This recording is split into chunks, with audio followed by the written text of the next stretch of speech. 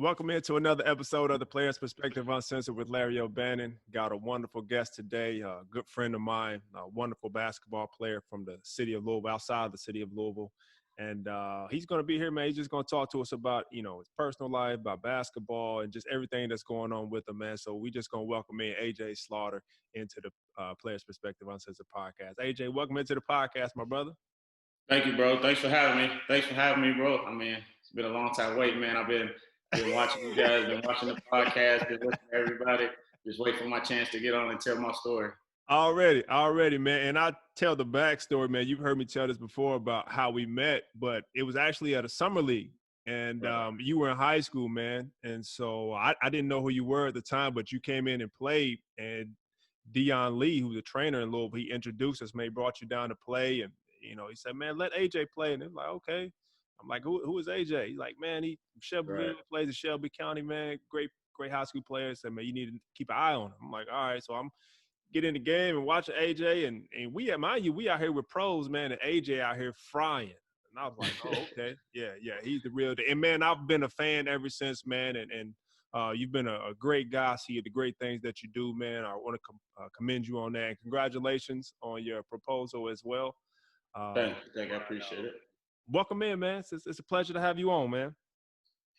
Already, yeah, man. Like I said, it's a pleasure for you allowing me to get on your platform, man, and tell a little bit of my story, and also admired you going through high school, and of course at U of L, grew up watching you guys. So it's a pleasure, man. Already, appreciate it. Let's talk about your inspiration when you first got started. What really inspired you, or who was your favorite player? Somebody that you looked up to and that motivated you to really want to excel in basketball, or just be great at anything. Right. Well, I mean, coming up, like a lot of people, Michael Jordan was an inspiration, just because he was all over the TV. Space Jam that just came out when I was that age where I could really understand about basketball. He had the Michael Jordan tennis shoes. But as far as Michael Jordan, like a guy like my pops, like he always played, and I would always hear stories about him in his days at Mary State, and he would show me his old flicks of what he used to do and how high he used to get jump. And then my sisters also played ball too. My older sister Antonia, she played at U of L also.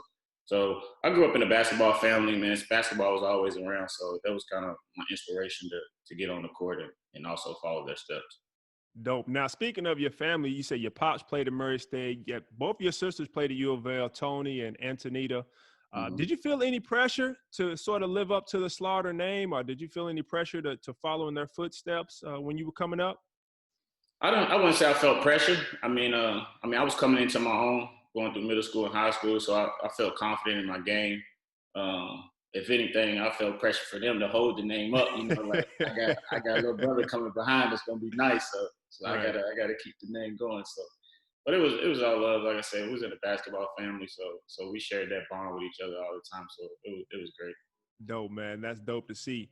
Now, you left Shelby County and you went to Western Kentucky. If you hadn't chose Western Kentucky, where do you think you would have went to school at? Probably Murray State, and I go back on this a lot too. At the time at Murray State, like I said, my pops played there. Mick Cronin was the coach, so we had plenty of talks with Mick about me coming to Murray State. Mm-hmm. And actually, if I would have signed with Murray State, Mick Cronin ended up leaving the year I would have went to Murray State. He ended up going to Cincinnati, so it could have been a possibility where I would have left with Mick Cronin and ended up at Cincinnati, which is also a school that my older sister played at 2 years before transferring to U of L. So who knows? It could have got interesting. Right. Now you went to Western, and I remember a game specifically because I knew you. I was cheering for you. I was a fan of you, like I said, ever since I met you at the summer league. And you were at Western, and you were playing against the University of Louisville down in Nashville. Mm-hmm. And so I was cheering for you to do good, but I didn't want y'all to win. And I remember specifically, man, you hit a deep dagger three from like the wing, man, and kind of like sealed the deal, man. You had like 26 and you gave us a dub. How did that feel playing against Louisville, beating them, and then dropping almost a 30-piece on them at the same time? Man, that was an amazing feeling. That was an amazing feeling, man. Like you said, I grew up a U of L fan. Like I said, growing up all the way back to, I can remember Marcus Maben, Tony Williams, those guys, you, Taekwon Dean, Garcia. Like I grew up watching you guys. I always wanted to go to U of L, but unfortunately it didn't work out. So to get the opportunity to play against those guys and perform at a high level, that was great for me. And I remember before the game, I was telling my teammates, I'm like, man, come on, man, give me all y'all got tonight, man. I'm going up against the home team. Like, this would be great if we could go out here and get a dub, man. And my guys had my back, man, and we went out there and did it. Yeah, and now you play with Antoine Petway, right? Pettigrew, Pettigrew. Pettigrew, yeah. Yeah. I played against Yeah. Pettigrew a couple times down in overseas, man, and big bull, man, big Yeah, bull. But cool definitely. dude, man, Definitely cool bull dude. and challenge shot. Yeah, definitely a good guy. Yeah, I Yeah, like that a cool. lot. Now you play point guard / shooting guard, but you're a scorer. Mm-hmm. How do you balance being a scoring point guard, but at the same time making sure that like all of your teammates get involved in the game at the same time, but make sure you keep that your own rhythm as well? Right. I think I've learned to balance it better, like over the years, over my professional years, to balance it better. I mean, it's a point where you got to like pick your spots. You know, you got to know when it's time for you to put the pedal to the floor and go and score. But then also you got to be mindful of your teammates, to get your teammates involved, because you know what I'm saying, at the end of the day, you're gonna need everybody to seal a victory. So like I said, over the years that I've played professionally and I've played more of the point guard role, especially with the Polish national team, I've learned how to kind of balance that out better. Nice. Now, yeah, we're definitely going to get to the Polish national team. Now, you've had a wonderful career thus far, and you still got a lot left in the tank as far as your Right. professional career. But so far, where have been some of your favorite places that you've played to professionally? Greece was amazing, man. Athens, when I got the chance to play with Panathinaikos, was an amazing city, amazing nightlife, and then the games were the fans were just incredible. I mean, I go back and watch games now, and I'm at awe and can't believe I played in front of that many people, and just how they interact with the players and interact during the game. It's crazy. It's bombs going off, flares, fireworks, and they're very passionate about their team. So it's amazing for me to look back and see that, you know, I actually played in an atmosphere like that. Now, the first time you came across a game like that, played an atmosphere where there was flares and people were singing and chatting and screaming the entire game, how did that make you feel? Because that's such a different feel that people here in the States, they don't really understand. Like, you can see it sometimes maybe if you watch a soccer game, but to Mm-hmm. have it indoors and like right on the court and have that full time, how was that for you the first time that you experienced that?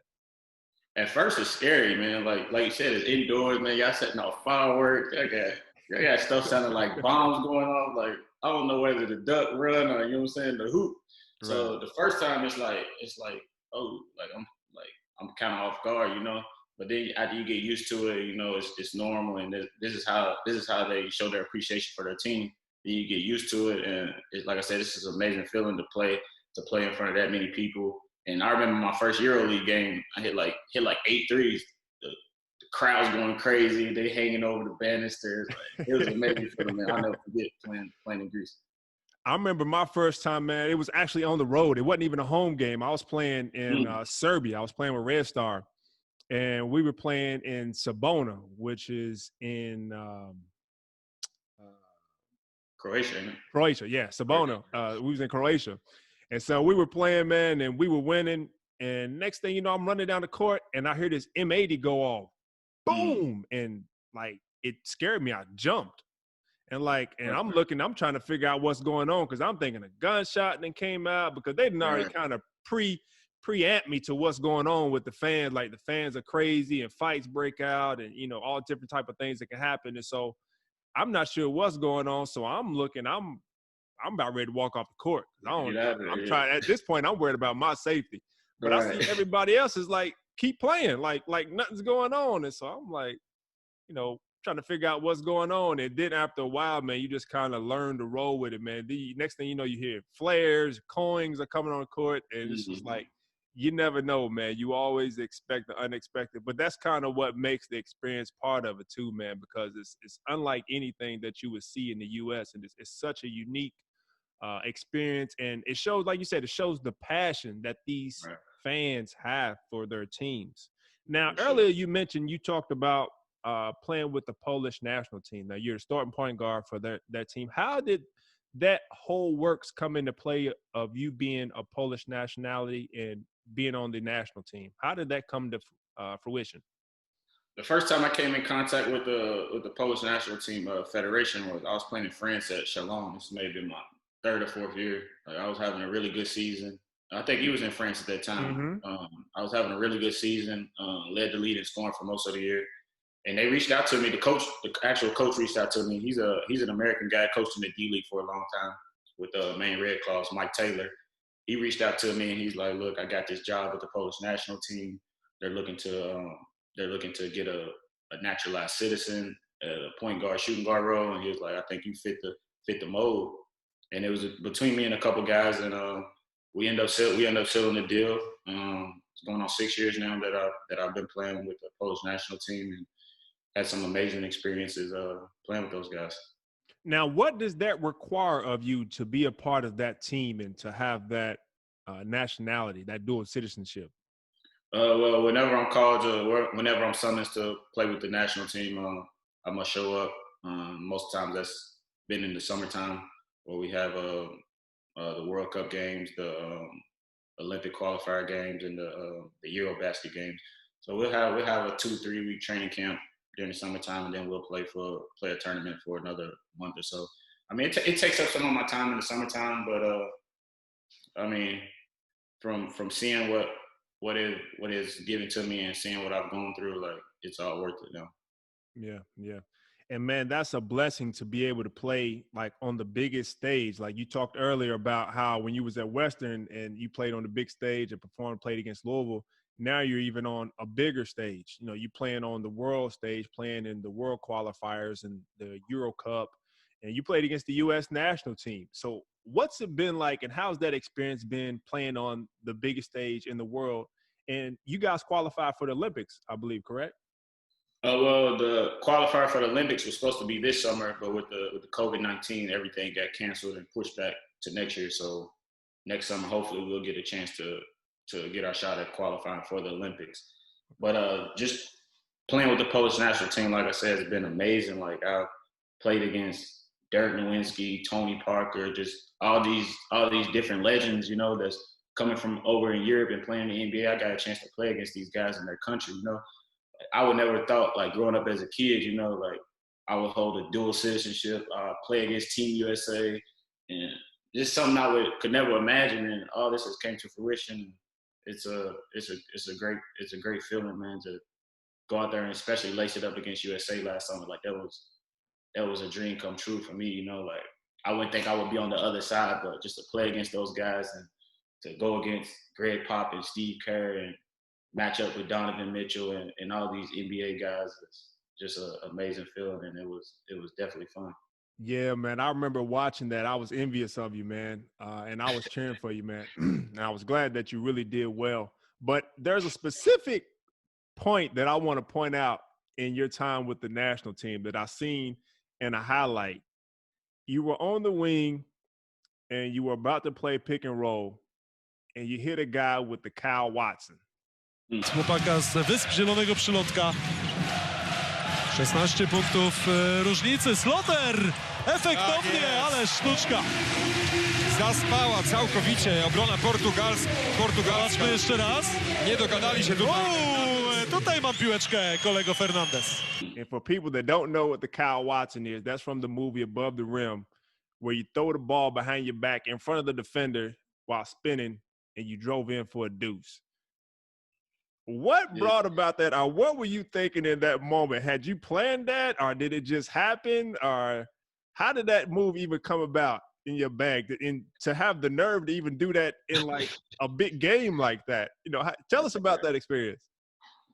Like that's one of my favorite movies growing up, Above the Rim, man. And if anybody's seen Above the Rim, that's that opening scene where he puts it through his legs, drops it behind his back, and spins off the defender. So I'm like, I've always wanted to like try it in a game, you know, but I never like got the confidence to even, you know what I'm saying, pull it off. Right. So it was with the national team, and the coach really, he gives me a lot of freedom, you know, like I respect him as a coach. He gives me a lot of freedom with that team. He really believes in me. So I'm like, man, I'm gonna try it, you know. Right, right, I dropped it, boom, spun. When I was coming around on the spin, I seen dude, he all the way up the right. I was like, oh, it worked, you know what I'm saying? right. Yeah. So I even used it a couple more times during the game, so I got the confidence off that, and I'll pull it out here and there. So they call it actually the guy, if y'all know Famous Los on Instagram, he does like he'll commentate, like if somebody gets crossed over, he'll commentate the move. He actually picked the move. He picked the clip up and commentated it. And he called it the hood move. So my coach, every time he see me, he'd be like, pull out the hood move, pull out the hood move. So it's all good, man. Dope, dope, dope. Now you've won championships, you've won cup titles, you've had a successful career thus far. You've played with the Polish national team. You've done well with that. What continues to motivate you at this point in your career now? You're 10 years in, I believe. 10. And so what continues to motivate you? What continues to drive you going forward to, just you're not pursuing your career, but just being great? Right. I mean, I think it's like you said, like I've done all these things. Now I'm at the stage in my career where it's like, all right, what am I going to do after basketball? What's my future plans after basketball? I think I got about another 4 or 5 years, you know what I'm saying? Hopefully that I could play at a high level. Then I want to transition into something else. And I think that's what pushes me now is my plans after basketball. Like I want to, you know what I'm saying, build this gym in my community and help give back to some of these kids that's unfortunate. And I think that's what pushes me now is, you know what I'm saying, I got to get the work done on the court so I can get my future plans off the ground like I want them to happen. So I still got to perform at this high level because all those things I want to do in the future is going to, of course, cost money to do. So I think that's the key factor pushing me right now is playing at a high level, still showing that I can play at this high level, get paid, and then be able to switch over when I retire and basically do what I want to do. Right.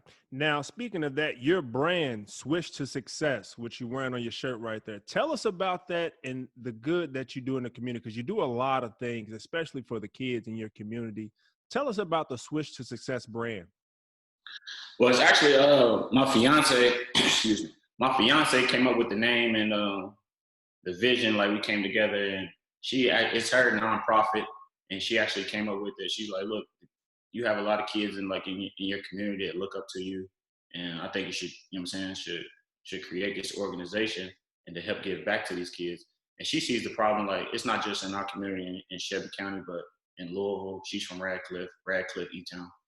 Like a lot of kids have talent, that's coming up. They may not have that perennial guidance or the financial support to pursue these sports or to go to a higher level. So we kind of want to give back and kind of bridge the gap between that and show these kids like, look, everybody's not going to play professional. Everybody's not going to go overseas, but you can still play this game at a high level, use this, try to get into college, get a degree, and maybe get a job at a company, network, and you never know where you could land, So basically using this basketball as a vehicle, Like a lot of kids grow up, everybody wants to play NFL, NBA, Major League Baseball, but the chances are very slim.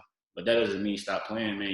Use these sports as a vehicle to get where you want to go. You'll be surprised at the people you meet just by playing sports and going through sports. And that's kind of like that angle that we're trying to play. And like I said, it's been a great thing. The community has really supported our organization to this point, and we're optimistic to where this thing could go.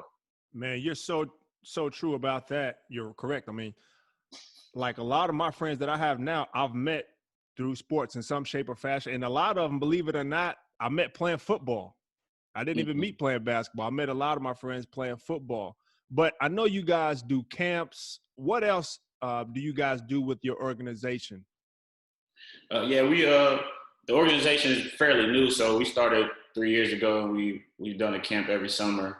Being that that's the time I'm home. That's the time I'm home and can really get my hands on now this summer with me playing overseas. Mm-hmm. But we've been adding new things. This year we're going to add a back to school drive. We're going to set up like a fun day for the kids, give out school supplies and backpacks. We also do a kickball game like a celebrity kickball game for the people in our community, and the kids come out and we have food and music and just a little fun time. But like I said, my fiance, we want to expand. We want to expand to all kind of different things, even going into the classroom and giving ACT preps and helping kids with homework after school. So that'll be some things that we'll look forward to doing down the line after I retire and we're both home full time. Nice, nice. Great stuff, man, that you're doing for your community. Now, with everything going on right now, what are your thoughts on the young people that are protesting and standing for justice and police brutality, for Ahmaud Arbery, for George Floyd, and locally, Breonna Taylor? What are your thoughts? Because I see you protesting as well. What are your thoughts on the whole movement and everything that's going on right now? Oh man, the movement is great. I mean, I hate that it had to come to this, and those people had to lose their life. But the movement has been amazing. I think we finally got the attention of the people that we really need to make a change. You know, people are stepping up, stepping out, and they finally hearing us. So hopefully that can translate into a real change. Before, I mean, like this has happened before, but I felt like the changes that they made was just to like shut us up, you know. But I feel like now like they hear us, they see us, so they got to do something, and hopefully it's a change forever. Great, and that'll be great teaching points, man, with your organization as you do great things with young people, man, and educate them on that as well. So just great stuff. So now we've come to a part of the podcast that we like to call the Burrow Proof. We're gonna shoot you some rapid fire questions, man. Don't give it a lot of thought. Just give us your first answer. We're gonna roll with it. Okay. One thing people don't know about AJ. Ooh. AJ. I like to sing and rap. Okay. Best country you've been to live or to visit outside of the U.S.? Like I said, Greece. Greece. Okay. Better classic, The Wire or Snowfall? The Wire. I ain't even seen Snowfall yet, but I heard it's amazing. But Wire was dope. But I'm agree with you. The Wire. I don't know too many shows that's beating The Wire, if any. Better chicken sandwich, Chick-fil-A or Popeyes?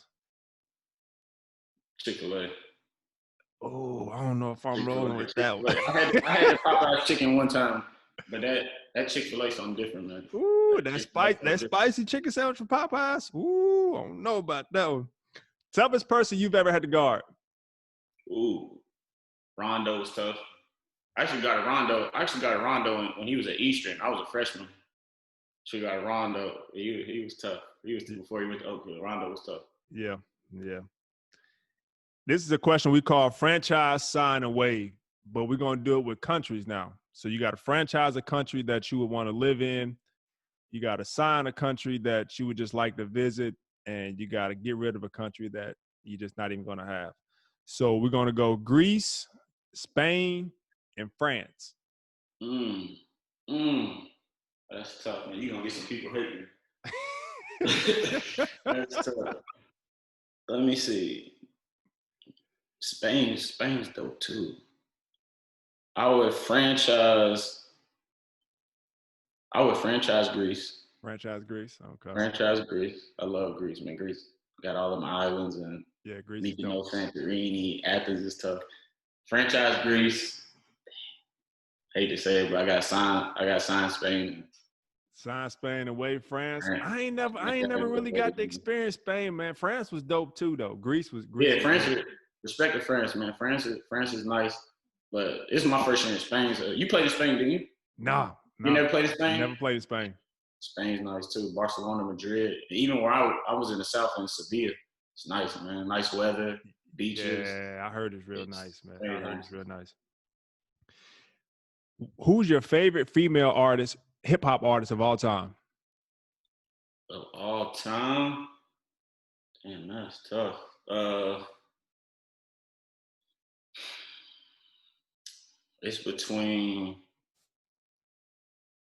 I gotta go between. Are we counting Beyonce as hip hop artist? No. Or she more pop? Yeah. All right, hip hop. Shit, I gotta go. I like Cardi a lot. I like her personality. Cardi, okay. It gotta be between Cardi, and I gotta say Lil' Kim. but I think I would go Cardi B. Nice. I'll probably say Missy Elliott, man, but I'm probably showing my age. Missy was tough. Who's funnier to commentary? Who has funnier commentary in a bad highlight? Famous Los or Filet? Los for sure. Famous Los. Famous Los has the funnier highlights. Yeah, Famous Los got the funny highlights. I may be a little biased too, because you know what I'm saying. Yeah. You don't want to be on the bad side of the highlight with Famous Los or Filet commentating, man. That's all the way bad. Your childhood celebrity crush. Childhood celebrity crush, Mariah Carey.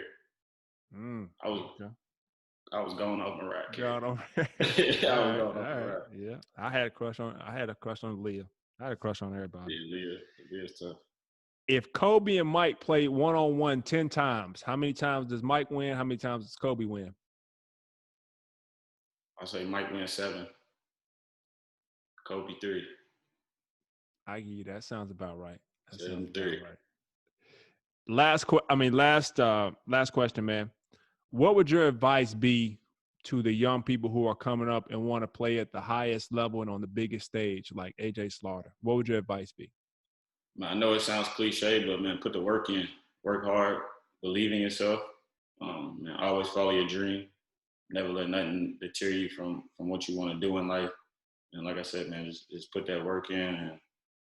And also, when you get around people that are at a stage where you want to be, man, pick their brain. Like, try to get some information from them and really use that to your advantage. So that would be my advice for them. Great way to close the podcast, my brother. I appreciate you taking time out of your day to come through and talk to us, man. It was a pleasure to get you on. Sorry it took so long, man. You know, got a list of people we got to get to, man. We can't get to everybody in 1 week, man. But it was a pleasure to have you on Blessing the Podcast, brother. Proud of what you're doing, man. Keep doing what you're doing, not only on the court, but in the community, man. I'm like I said, I'm proud of you, man. And I wish you nothing but success going forward, man. Thanks, Ella. I appreciate it. All right, man.